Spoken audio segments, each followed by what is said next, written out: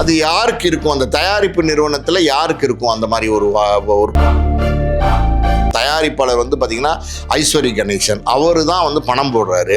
கொஞ்சம் டைம் கொடுத்தீங்கன்னா நல்லா பண்ணுங்க, சப்போர்ட் பண்ணுங்கன்னு கேட்டுருக்காரு. போயிருக்கிறாங்க. இவர் வந்து சரின்னு சீன் எடுத்துகிட்டு இருந்திருக்காரு. என்ன இருக்குது, 2:20 சீன் ரன்னிங்கில் இருக்கும்போது டோட்டலாக வந்து கேமரா லைட்ஸு எதுவுமே ரன்னிங்கில் இல்லாமல் கட் பண்ணிட்டாங்க. ஓல் யூனிட்டே வந்து அப்படியே சம்பிச்சு போச்சு. நிறைய சின்ன படங்களும் எடுக்கிறவர் தான். ஆனால் இங்கே என்னமோ வந்து கன்ஃபியூஷனாக இருக்குது, மர்மமாக இருக்குது. திரைக்குறள் நேயர்களுக்கு வணக்கம். இன்று நம்முடைய சிறப்பு விருந்தினர் ஆஸ்கார் மூவிஸ் தயாரிப்பாளர் திரு பாலாஜி பிரபு அவர்கள். வணக்கம் சார். வணக்கம் சார். இந்த படத்தோட தயாரிப்பாளர் ஐஸ்வரி கணேசனுக்கு கொஞ்சம் சமீப நாட்களாக உள்ள படங்கள் எதுவும் சரியாக போகலை. ஒருவேளை அதில் வந்த நட்டங்களால் இருக்கலாம், இல்லைன்னா மன அழுத்தங்கள் காரணமாக இருக்கலாம் இந்த படத்தை பாதிக்கிறதுக்கு.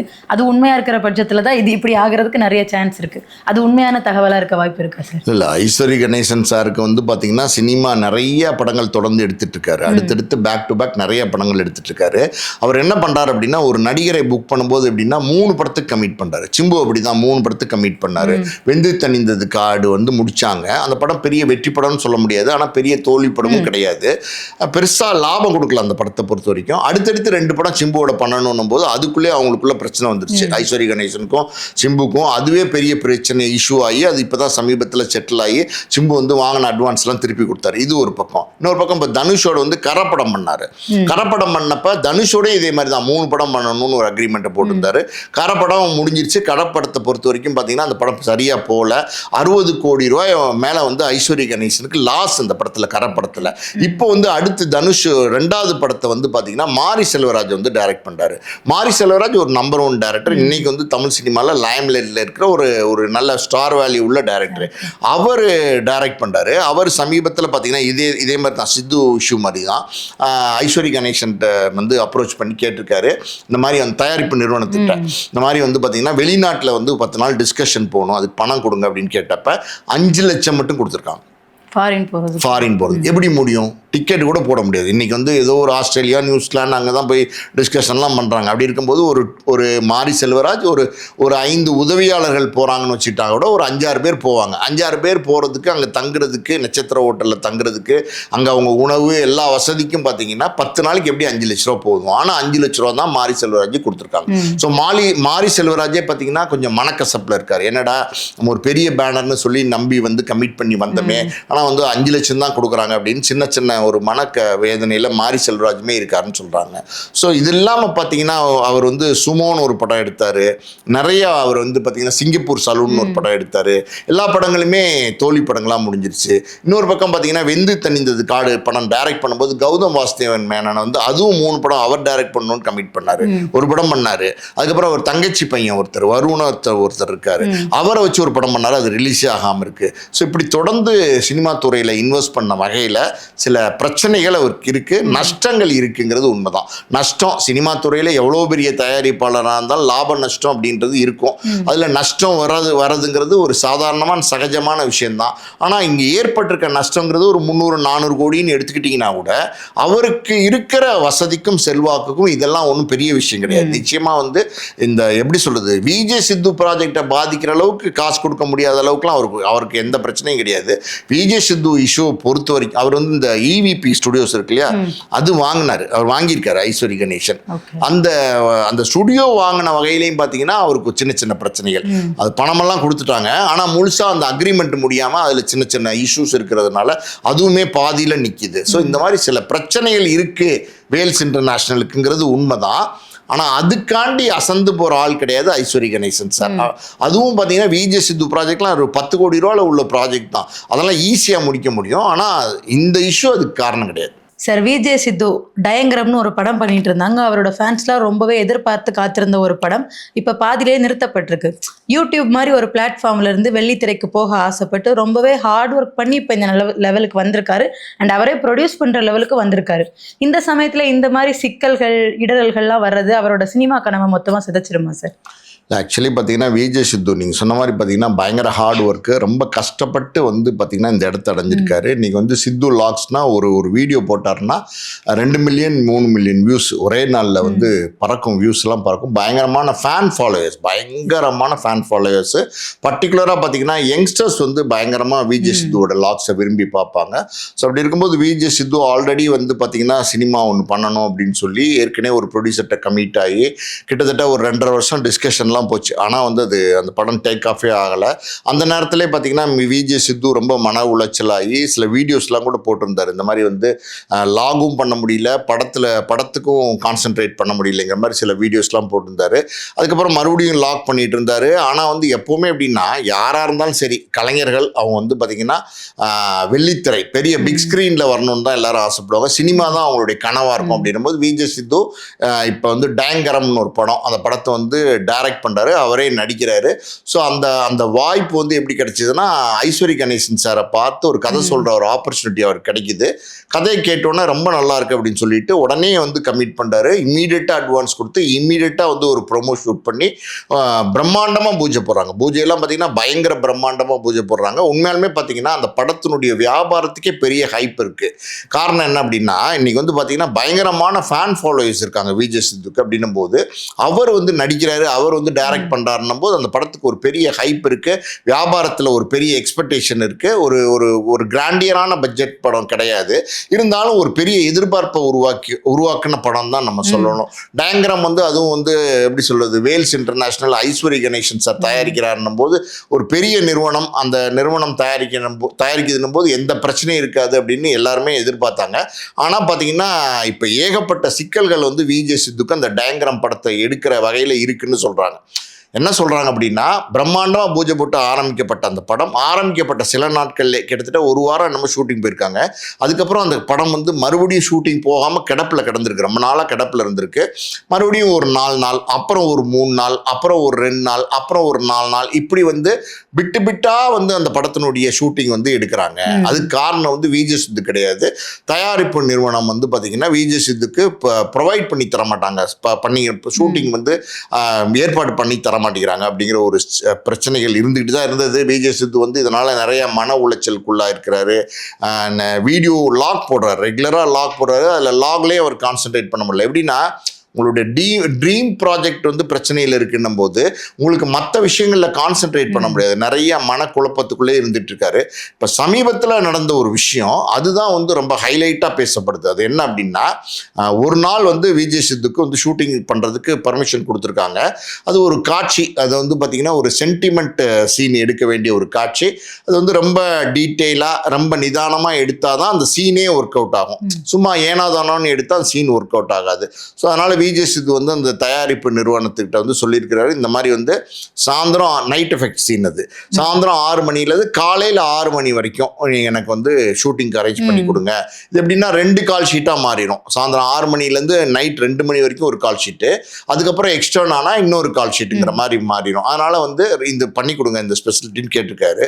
ஆனால் தயாரிப்பு நிறுவனம் அந்த சீன் பேப்பரை வாங்கி படிச்சிருக்காங்க. படிச்சுட்டு இந்த சீனை வந்து நீங்கள் வந்து 6 மணிலேருந்து 2 மணிக்குள்ளேயே முடிச்சிருங்க, இதெல்லாம் ஈஸியாக முடிக்க முடியும், ஆனால் போதும் பார்த்துங்க அதுலேயே முடிச்சிருங்க அப்படின்ற மாதிரி சொல்லியிருக்காங்க. அவர் நிறையா சொல்லியிருக்காரு, இந்த இல்லை சார் அது வந்து எனக்கு கொஞ்சம் டைம் வேணும் சார், இந்த சீன் வந்து ரொம்ப முக்கியமான சீனு, அது வந்து நல்ல ஒர்க் அவுட் ஆனால் தான் நல்லாயிருக்கும், கொஞ்சம் டைம் கொடுத்தீங்கன்னா நல்லா எடுக்க முடியும், என்னால் கொஞ்சம் ஹெல்ப் பண்ணுங்கள் சப்போர்ட் பண்ணுங்கன்னு கேட்டிருக்காரு. இல்லை 2 மணி வரைக்கும் தான் முடியும், 2 மணி வரைக்கும் எடுக்கிறதா இருந்தால் சொல்லுங்கள் பிளான் பண்ணலாம் அப்படின்னு சொல்லி ஓகே பண்ணியிருக்காங்க. விஜய் சித்துக்கு வேறு ஆப்ஷன் இல்லை, வேறு வழி இல்லை. சரி ஓகே சார் பண்ணலாம் அப்படின்னு சொல்லிட்டு பயங்கரமாக அவருடைய உதவியாளர்களோடையெல்லாம் திட்டமிடல், எப்படியாவது இந்த சீனை 2 மணிக்குள்ளே முடிக்கணும்னு பிளான் பண்ணுறாங்க. ஷூட்டிங் போகிறாங்க. ஆனால் அவர் நினச்ச மாதிரி 2 மணிக்குள்ளே முடிக்க முடியல, அவரால் வந்து முடிக்க முடியாத ஒரு சூழ்நிலை ஏற்படுது. அப்போ வந்து அந்த ப்ரொடக்ஷன் தயாரிப்பு நிறுவனத்துலேருந்து வந்து சார் 2 மணி ஆச்சு, 20 நிமிஷம் கிரேஸ் டைம் தருவாங்க, 2:20 நீங்கள் வந்து சீனை முடிச்சு பேக்கப் பண்ணணும் அப்படின்னு சொல்லியிருக்காங்க. விஜய் சித்து மறுபடியும் சொல்லியிருக்காரு, இல்லை சார் கொஞ்சம் எக்ஸ்டெண்ட் பண்ணி கொடுங்க, 6 மணி வரைக்கும் டைம் கொடுங்கன்னு சொல்லி கேட்டிருக்காரு. முடியவே முடியாது அப்படின்னு சொல்லிட்டு போயிருக்கிறாங்க. இவர் வந்து சரின்னு சீன் எடுத்துட்டு இருந்திருக்காரு. என்ன இருக்கு 2:20 சீன் ரன்னிங்ல இருக்கும்போது ஜென்ரேட்டர்லாம் ஆஃப் பண்ண சொல்லிட்டாங்க. ஜென்ரேட்டர்லாம் ஆஃப் பண்ணி பார்த்தீங்கன்னா அப்படியே வந்து டோட்டலாக வந்து கேமரா லைட்ஸு எதுவுமே ரன்னிங்கில் இல்லாமல் கட் பண்ணிட்டாங்க. ஓல் யூனிட்டே வந்து அப்படியே சம்பிச்சு போச்சு. வேற வழியே இல்லாமல் வந்து பேக்கப் சொல்லிட்டு வர வேண்டிய ஒரு கட்டாயம். ஏன் இப்படி நடந்தது, என்ன நடக்குது அங்கே அப்படின்னு நமக்கு தெரில. ஆனால் அது ஒரு பெரிய தயாரிப்பு நிறுவனம், பணமெல்லாம் ஒரு பிரச்சனையே கிடையாது அவங்களுக்கு. ஆனாலும் பார்த்தீங்கன்னா இவர் இந்த மாதிரி பிரச்சனைகளை ஃபேஸ் பண்ணுறாரு. அதுக்கு காரணம் என்னவா இருக்கும் அப்படிங்கிறது தான் இன்னைக்கு வந்து பெரிய பேச்சு பொருளாக இருக்குது. ஒரு பக்கம் பார்த்தீங்கன்னா விஜய் சித்து இதனால பெரிய மன உளைச்சலுக்குள்ள ஆளாயிருக்காரு அப்படின்னு சொல்றாங்க. வேல்ஸ் ப்ரொடக்ஷன் மாதிரி ஒரு பெரிய பேனர், எந்த பிரச்சனையும் வர்றதுக்கு வாய்ப்பு இல்லை, நம்ம சுமூகமாகவே பண்ணி முடிச்சிடலான்னு விஜய் சித்து நினச்சிருக்கலாம். இப்போ கொஞ்சம் டைம் எக்ஸ்டென்ஷன் பண்ணி கொடுத்தா இந்த பிரச்சனையே வந்திருக்காது. ஒருவேளை அங்கே இருக்கிறவங்களுக்கு ஆல்ரெடி நல்ல ஹெவி ஃபாலோவர்ஸ் இருக்கா விளாகர் இவர் யூடியூப்ல, அந்த ஈகோ கிளாஷ் இருந்திருக்குமா? சரி இவ்வளோ ஈஸியாக மேலே வந்துட்டானுங்கிற ஒரு நினைப்பு அவங்களுக்கு இருக்கலாம். ஏன்னா வந்து அது வந்து எப்படின்னா சினிமாவில் இன்னைக்கு பார்த்தீங்கன்னா யூடியூப்ல இருந்து நிறைய பேர் வந்து சினிமாக்கள் நடிக்க வராங்க, நிறைய வந்து இயக்க வராங்க, பல பேர் வந்து இப்போ சினிமாக்குள்ள வரணுங்கிறது தான் கனவா இருக்கு. அப்படி இருக்கும்போது சினிமாவில் ஆல்ரெடி எக்ஸிஸ்டிங்கில் இருக்காங்கல்ல நடிகர்கள், இயக்குநர்கள், அவங்கெல்லாம் வந்து அவங்களுக்கு பல வருடங்களாக இருக்கிறவங்களுக்கே வாய்ப்பு இல்லாமல் இருக்குது. இன்னைக்கு நிறைய கஷ்டப்படுறாங்க வாய்ப்பு இல்லாமல். அப்படி இருக்கும்போது யூடியூப்லேருந்து திடீர்னு பிரபலமாகி திடீர்னு வந்து சினிமாக்குள்ளே வந்து பாப்புலர் ஆயிடுறாங்களே அப்படிங்கிற ஒரு ஜெலசி, ஒரு பொறாமை வந்து இருக்கலாம். அது யாருக்கு இருக்கும்? அந்த தயாரிப்பு நிறுவனத்தில் யாருக்கு இருக்கும் அந்த மாதிரி ஒரு பொறாமை? அங்கே வந்து அந்த தயாரிப்பாளர் வந்து பார்த்தீங்கன்னா ஐஸ்வரி கணேசன், அவரு தான் வந்து பணம் போடுறாரு. ஸோ அவரு கீழே அவருக்காண்டி வேலை பார்க்குறவங்க தயாரிப்பு நிர்வாகிகள் நிறைய பேர் இருப்பாங்க. அது ஒரு பெரிய ப்ரொடக்ஷன் ஹவுஸ். அவங்களுக்கு இந்த மாதிரி பொறாமப்படுறதுக்கு, விஜய் சித்து மேலே பொறாமப்படுறதுக்கு என்ன இருக்கு? இன்னொரு நடிகர் பொறாமப்படுறாருன்னா அது ஒரு நியாயம் இருக்கு, இன்னொரு இயக்குனர் பொறாமப்படுறாருன்னா அதுல ஒரு நியாயம் இருக்கு.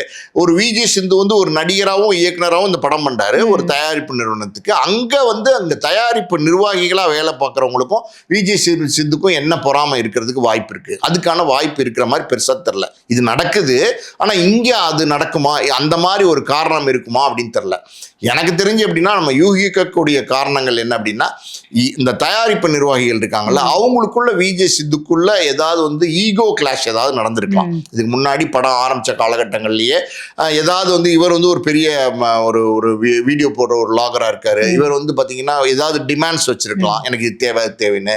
அவங்க வந்து அதை கொடுக்க மறுத்திருக்கலாம், அது இவர் வந்து அதை டிமாண்ட் பண்ணி கேட்டிருக்கலாம். அந்த மாதிரி ஏதாவது ஒரு ஈகோ வந்து ட்ரிகர் ஆகி வந்து இவருக்கு வந்து இந்த மாதிரி நெருக்கடி கொடுக்குறாங்களா அப்படின்னு நமக்கு தெரில. இது எப்படி இருந்தாலும் பார்த்தீங்கன்னா இது வந்து ஒரு ஐஸ்வரி கணேசன் ஒரு நல்ல தயாரிப்பாளர். அவரே வந்து ஒரு பேட்டியில் சொல்லியிருக்காரு, இந்த மாதிரி பார்த்தீங்கன்னா நான் நிறைய படங்கள் தயாரிக்கிறேன். அதாவது வந்து அவர் தனுஷை வச்சு, ஜெயம் ரவியை வச்சு, சிம்பு வச்சு, பிரபலமான நடிகர்களை வச்சு நிறைய படங்கள் தயாரிக்கிறாரு.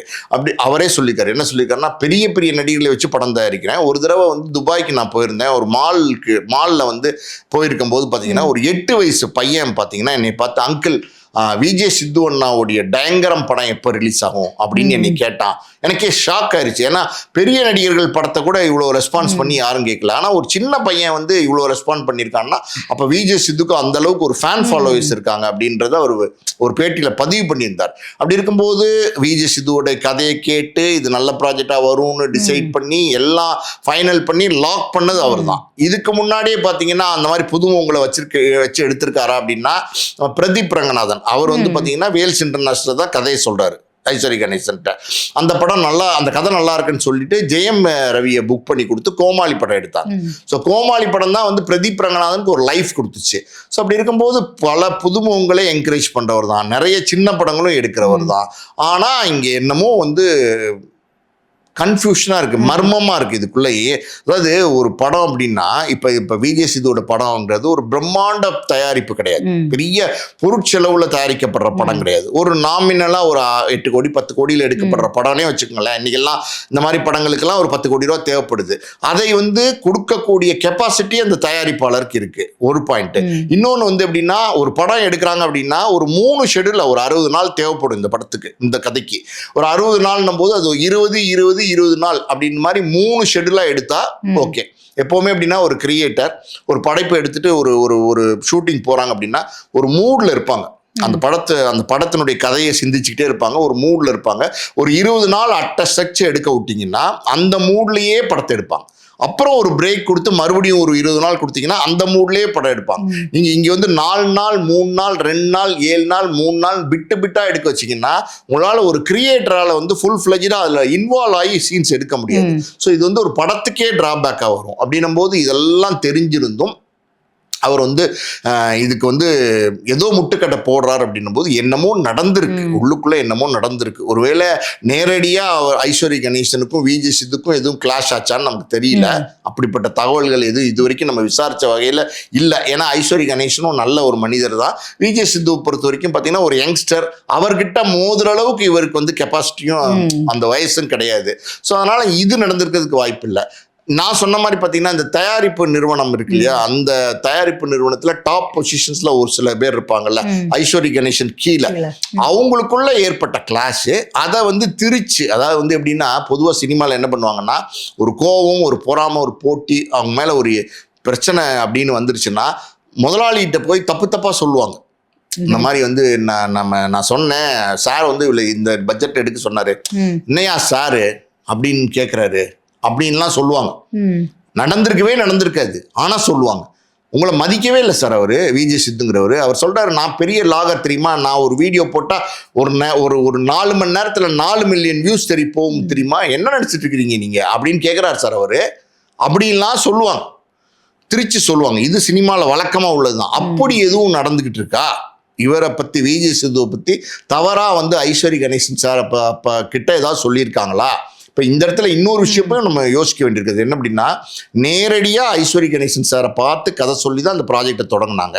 அப்படி இருக்கும்போது விஜே சித்து ஒரு நல்ல நம்பர் 1 லாகராக இருக்கார். அவர் வந்து ஐஸ்வர்யா கணேசன் சார் அந்த படத்தினுடைய தயாரிப்பாளர் பார்க்கணும் அப்படின்னா எப்போ வேணாலும் பார்க்க முடியும். ஒரு வந்து மற்ற புது இயக்குநர்களை விட இவருக்கு கொஞ்சம் எப்படி சொல்கிறது, எக்ஸ்ட்ரா ஸ்பெசிலிட்டிஸ்லாம் கொடுக்கப்படும். ஏன்னா ஒரு பெரிய பிரபலமாக இருக்கார், செலிபிரிட்டியாக இருக்கார். அப்படின்னும் போது அப்படி பார்க்க முயற்சி பண்ணும்போது பார்க்கறதுக்கே விடலையா, அங்கேயே ஒரு தடை இருக்கா? பார்க்கலாம்ல, நியாயமா பார்க்கலாம். ஒரு தயாரிப்பாளர் தானே இவர், அந்த டைரக்டர் தானே, நடிகர் தானே, தயாரிப்பாளரை பார்க்கணுன்னா பார்க்க முடியும்ல, பார்க்க முடியாம தடை இருக்கா? அப்படி பார்த்தா நேரடியாக பேசினா 1 to 1 பேசினா 1 நிமிஷத்துல இது சால்வ் ஆயிரும். ஆனா அது என்ன நடக்குது அப்படின்னு தெரியல, ஏன் பார்க்கலன்னு தெரியல. சினிமாவில் பொதுவாக பார்த்தீங்கன்னா பிரச்சனைகள்லாம் நிறைய வருமா, ஆனா எல்லாமே ஆட்டோமேட்டிக்காக சால்வ் ஆயிரும். நீங்க வந்து இப்போ கருப்பு படமே நீங்க உதாரணம் எடுத்துக்கிட்டீங்கன்னா, ஆர்ஜே பாலாஜி திரிஷா அந்த படத்தினுடைய ஹீரோயின் 2 பேருக்கும் சின்ன சின்ன கருத்து வேறுபாடுனால அந்த படம் ஷூட்டிங் ஃபுல்லா 2 பேருமே பேசிக்காம தான் அந்த படத்தை முடிச்சாங்க, ஆர்ஜே பாலாஜியும் திரிஷாவும். ஆனா எப்படின்னா படம் முடிஞ்சு ஏதோ ஒரு சினிமா விழால 2 பேரும் நேருக்கு நேர் மீட் பண்ற ஒரு சூழல் வந்துருச்சு. நேருக்கு நேர் பார்த்தோன்னா 2 பேரும் ஹக் பண்ணிட்டாங்க, பேசிக்கிட்டாங்க. அந்த பிரச்சனையே முடிஞ்சு போச்சு, அந்த ஈகோ பிரச்சனை எல்லாமே முடிஞ்சு போச்சு. அப்படி இருக்கும்போது சினிமாவை பொறுத்த வரைக்கும் எப்படின்னா நிரந்தர எதிரியும் கிடையாது, நிரந்தர நண்பனும் கிடையாதுன்னும் போது இது ஈஸியா சாட் அவுட் பண்ணிட்டு படத்தை முடிக்கிறதுக்கு ஒரு சூழல் இருக்கும். ஆனா அது நடக்காம இருக்கு அப்படின்னா என்ன காரணம்னு நமக்கு தெரியல. முதல் படம் சார், அவருக்கு டைரக்டராகவும் ஆக்டராகவுமே இருக்கும்போது இப்படி முதல் படத்துல இப்படி முட்டுக்கட்டையா வரும்போது எதுக்கு பண்ணிக்கிட்டு அப்படிங்கிற ஒரு நெகட்டிவ் தாட் வரலாம். இல்லைன்னா இதை எப்படியாவது முடிச்சுட்டு விட்டுட்டு போயிடலாம் இப்படிங்கிற நெகட்டிவ் தாட்ஸ் படத்தோட அவுட்புட்டை பெருசா பாதிக்குமா? இல்லை அவர் எந்த மாதிரி அதை என்ன மாதிரி மனநிலையில் அதை எடுத்துக்குவாரு? இப்படி வந்து பிட்டா எடுக்கிறதும், இன்னொரு பக்கம் பார்த்தீங்கன்னா வந்து தொடர்ந்து வந்து அவருக்கு வந்து துன்புறுத்தல் கொடுக்கறதும், அவருக்கு வந்து ஃப்ரீடமாக ஒர்க் பண்ணாமல் அவருக்கு முட்டுக்கட்டை போடுறதும் அவருடைய மனதளவில் பாதிப்பை ஏற்படுத்தும். ஒரு படைப்பாளி அப்படின்னும் போது நம்மளுடைய படைப்பு பெரிய கனவுகளோட தான் இந்த சினிமாவுக்கு வந்திருப்பாரு.